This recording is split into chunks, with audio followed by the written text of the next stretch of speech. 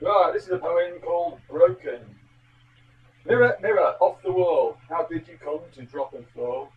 With silver slithers of pointed glass, how did this moment come to pass?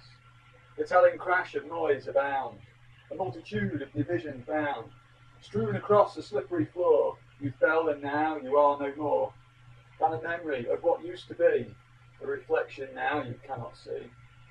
She went out of a window, smashed her mind like a pane of glass.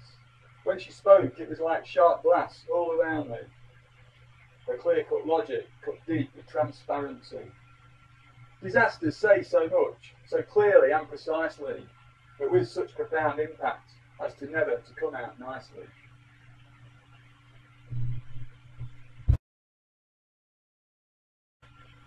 Right then, fiendish little circles. Following footsteps faintly in the snow, I've got the scent, I know which way to go. Fiendish little monster smells like food. Over fields into woods, I look behind every tree. The scent is strong, I expect it will jump out.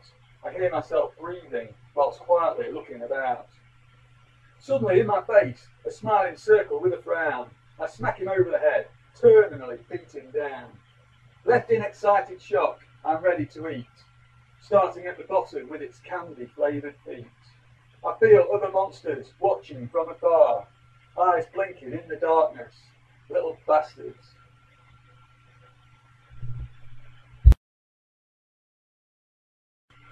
Okay, a little poem here to cheer people up. It's called Melancholy Turns Up.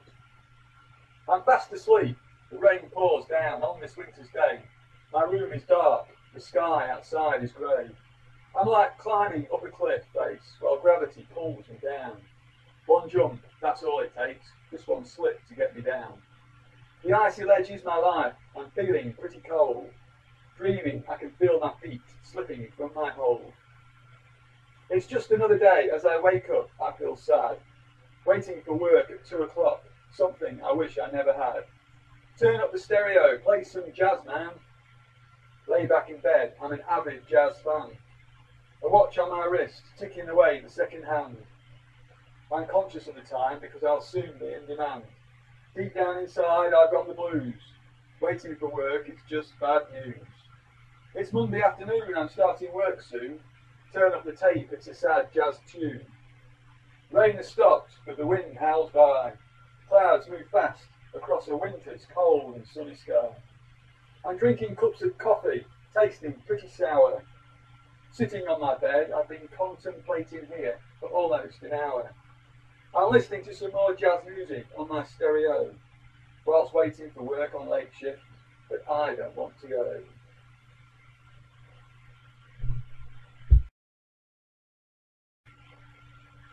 Right then, I've got a poem about work.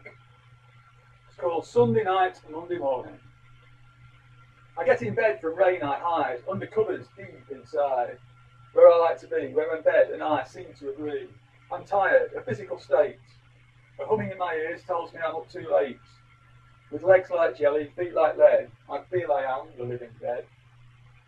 At around the midnight hour, there's a tapping on my window from the midnight shower. There's no one in the streets below, the cold is now beginning to show. It's winter time, but I'm feeling warm, although I'm not on top form.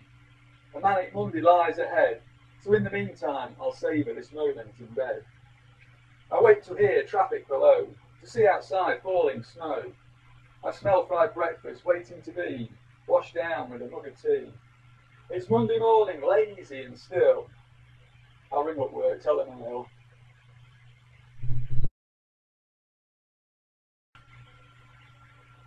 Right, this is a poem about tea time. Right, here we go then. Can you imagine my teas so nice?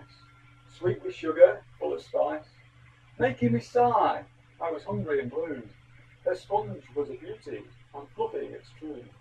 Full cream milk, warm by keeping abreast. I quench my thirst, inwardly digest. I drink her thoughts, they always delight. She feeds my mind, I take such big bites. Fish on a dish, salty and hot. I eat her protein, all that she's got. Her buffets are always a jolly good spread. She always makes sure I get well fed. We make a loaf, she lets it grow. rising in the oven, baking the dough. I was never starved, no girl could beat her. She was so tasteful, I just had to eat her. Right there, this is a poem about mathematics. Here we go then. It's called The Abuse in Calculations of Perfect Patricia Clenching. Reciprocal Roger had nothing going on. He hurled abuse at Patricia until she was to the power of -1. Roger became the man Patricia loved to hate, but over time she recovered back to her positive 28. Along came Chris to 2 decimal places. He was a radical sign. He squarely rooted Patricia until she was 5.29. She lost her integrity, an integer no more. She decided to try a cubic root. This gives a really radical score. It was only of a medium size, but accurate to 5 sig figs. It opened Patricia's eyes. So now that Patricia has become an irrational surd, do you know what number occurred? To 0.0001, to Patricia's horror, she found he was positively a relative error. But that's another one.